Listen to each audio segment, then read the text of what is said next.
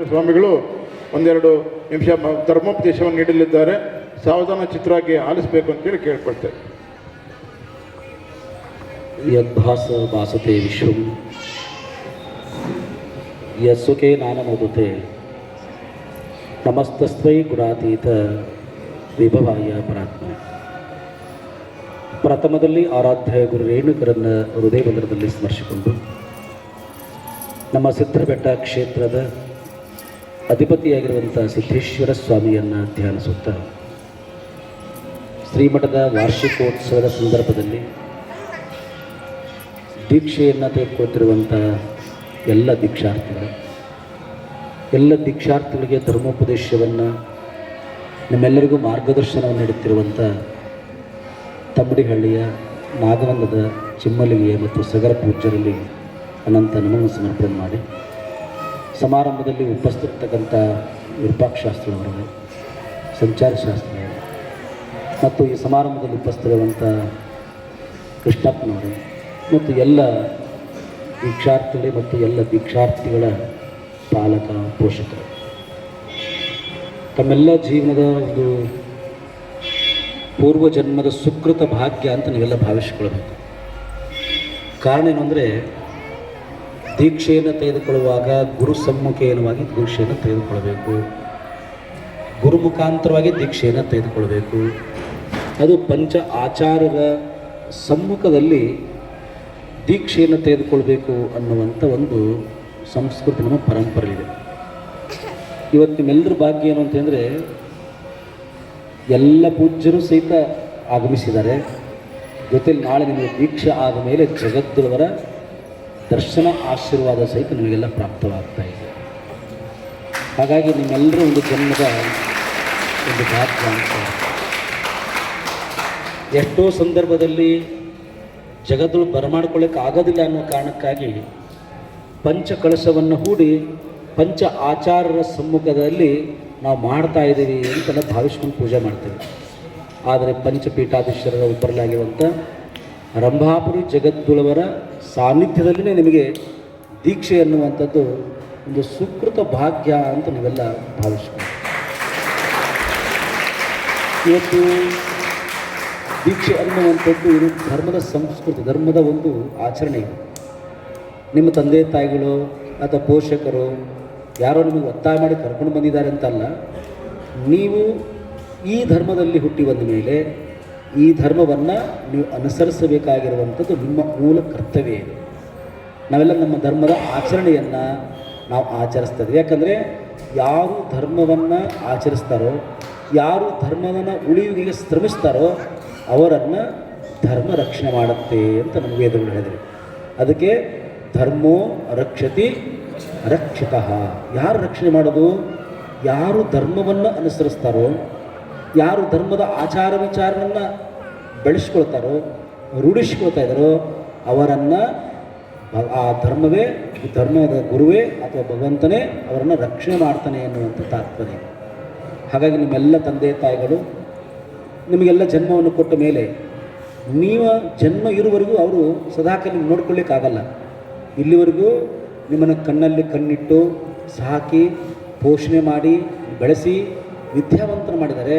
ಹಾಗಾಗಿ ನಾನು ವಯಸ್ಸಾದ ಮೇಲೆ, ನನ್ನ ಕಾಲಾವಧಿ ಮುಗಿದ ಮೇಲೆ, ನನ್ನ ಜೀವನ ಕೊನೆಗೊಂಡ ಮೇಲೆ ನನ್ನ ಮಕ್ಕಳನ್ನು ರಕ್ಷಣೆ ಮಾಡೋರು ಯಾರು? ಹಾಗಾಗಿ ನನ್ನ ಮಕ್ಕಳನ್ನು ನನ್ನ ರೀತಿಯಲ್ಲೇ ನನ್ನ ಮಕ್ಕಳನ್ನು ಜೀವನ ಪರ್ಯಂತರವಾಗಿ ರಕ್ಷಣೆ ಮಾಡಬೇಕು ಅಂದರೆ ಧರ್ಮ ಅವರನ್ನು ರಕ್ಷಣೆ ಮಾಡುತ್ತೆ. ಅದಕ್ಕೆ ನನ್ನ ಮಕ್ಕಳನ್ನು ಧರ್ಮವಂತನಾಗಿ ಮಾಡಬೇಕು ಅನ್ನುವಂಥ ಕಾರಣಕ್ಕಾಗಿ ನಿಮ್ಮೆಲ್ಲ ತಂದೆ ತಾಯಿಗಳು ಧರ್ಮದ ಸಂಪ್ರದಾಯದ ಧರ್ಮದ ಮೂಲ ಆಚರಣೆಯಾಗಿರುವಂಥ ದೀಕ್ಷಾ ಸಂಸ್ಕಾರವನ್ನು ನಿಮಗೆಲ್ಲ ಕೊಡಿಸ್ತಾ ಇದ್ದಾರೆ. ದೀಕ್ಷೆ ಅನ್ನುವಂಥದ್ದೇನು? ದೀಯಚೆ ಶಿವಜ್ಞಾನ ಕ್ಷೀಯತೆ ಪಾಶಬಂಧನಂ ಅಂತ ಹೇಳ್ತಾರೆ.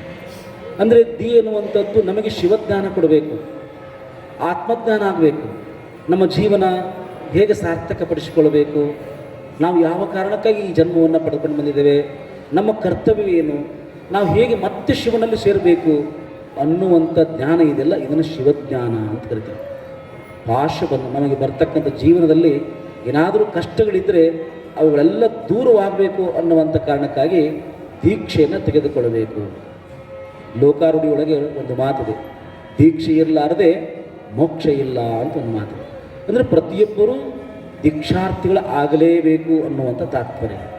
ಅದಕ್ಕೆ ನಿಮ್ಮೆಲ್ಲ ತಂದೆ ತಾಯಿಗಳು ನಿಮಗೆ ನಾಮಕರಣ ಮಾಡುವಾಗ ಆ ಕಟ್ಟಿರುವಂಥ ಇಷ್ಟಲಿಂಗವನ್ನೇ ಇವತ್ತು ನಿಮಗೆ ತಂದು ಕೊಟ್ಟಿದ್ದಾರೆ. ಅದಕ್ಕೆ ಆ ಲಿಂಗವನ್ನು ನಿಮಗೆ ನಾಳೆ ಗುರುಗಳೆಲ್ಲರೂ ಸಹಿತ ನಿಮಗೇನು ಮಾಡ್ತಾರೆ, ಧರ್ಮೋಪದೇಶದೊಂದಿಗೆ ಪಂಚಾಕ್ಷರಿ ಮಂತ್ರ ಬೋಧನೆಯೊಂದಿಗೆ ನಾಳೆ ನಿಮಗೆ ದೀಕ್ಷೆಯನ್ನು ಕೊಡ್ತಾ ಇದ್ದಾರೆ, ಲಿಂಗವನ್ನು ಧಾರಣೆ ಮಾಡ್ತಾ ಇದ್ದಾರೆ. ದೀಕ್ಷೆ ಅನ್ನೋದು ಕೊಟ್ಟ ಮೇಲೆ ನೀವು ಸದಾಕಾಲ ಆ ಲಿಂಗುವಿನ ಜೊತೆಲೇ ಇರಬೇಕು. ಯಾಕೆ ಅಂದರೆ ಲಿಂಗೆ ಯಸ್ಯ ಮನೋಲೀನಂ ಲಿಂಗಸ್ತುತಿ ಪರಾಚವಾತ್ ಲಿಂಗಾರ್ಚನ ಪರಹಸ್ತೌ ಸ ರುದ್ರ ನಾತ್ರ ಸಂಶಯ ಅಂಥೇಳಿ ಈ ಧರ್ಮದ ಸ್ಥಾಪಕರಾಗಿರುವಂಥ ಜಗದ್ಗುರು ರೇಣುಕಾಚಾರ್ಯರು ಸಿದ್ಧಾಂತ ಶಿಖಾಮಣಿಯಲ್ಲಿ ಈ ಮಾತನ್ನು ಹೇಳಿದ್ದಾರೆ.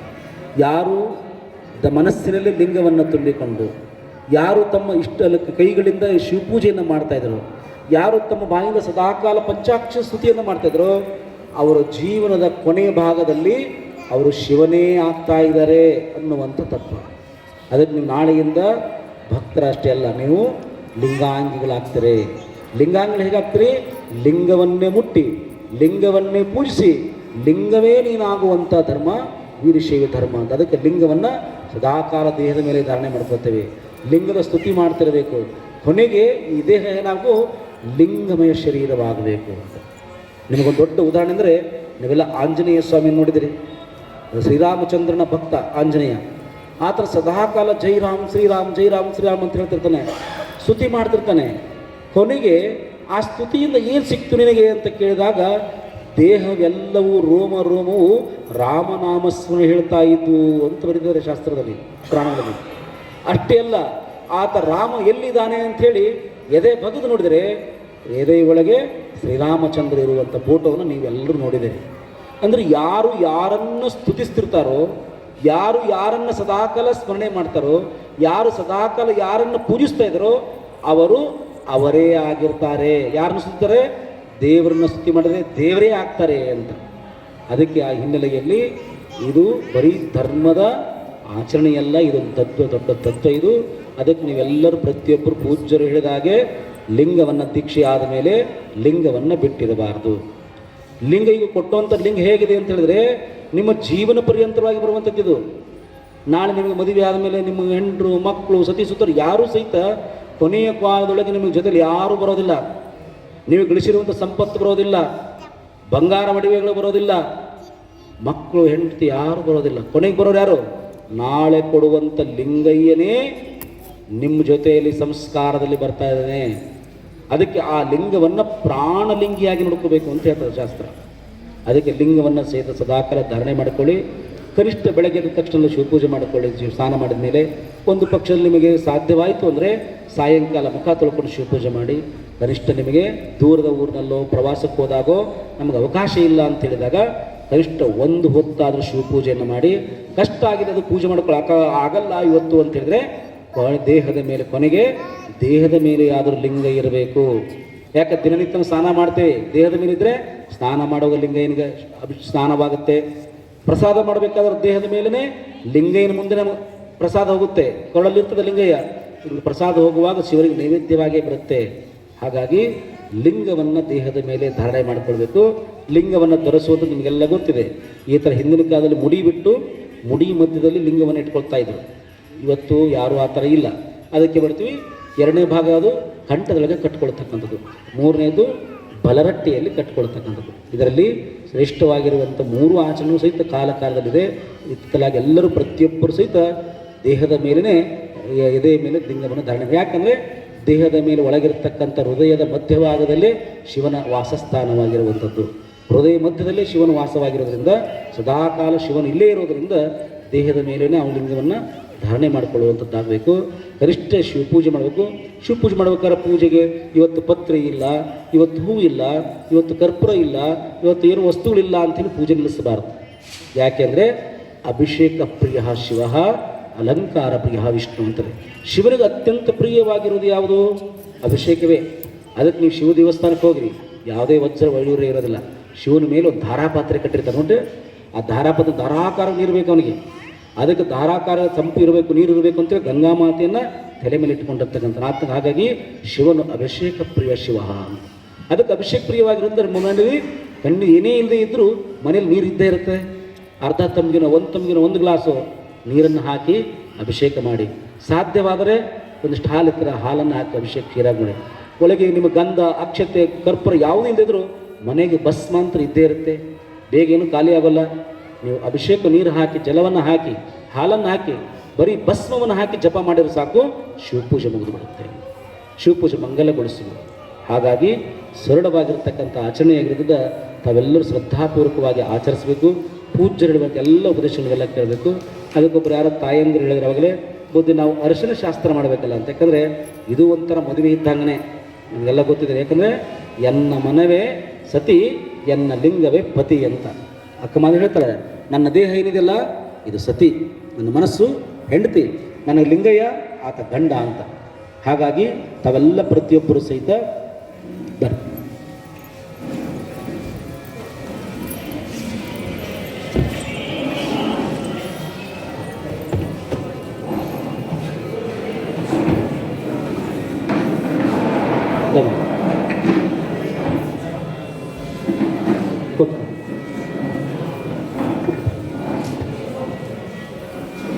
ಹಾಗಾಗಿ ಮದುವೆ ರೀತಿ ಶಾಸ್ತ್ರದಲ್ಲಿ ಇರ್ತಕ್ಕಂಥದ್ದು. ಅದಕ್ಕೆ ತಾಯಿಯಂದ್ರೆ ಹೇಳಿದ್ರು ಅರಶಿನಶಾಸ್ತ್ರ ಮಾಡಿಸೋಲ್ಲ ಬುದ್ಧಿ ಅಂದರು.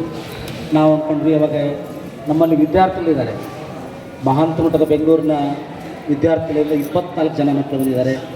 ನಮ್ಮ ಮಠದಲ್ಲಿರ್ತಕ್ಕಂಥ ವಿದ್ಯಾರ್ಥಿಗಳು ಒಂದು 15 ಜನ ಇದ್ದಾರೆ.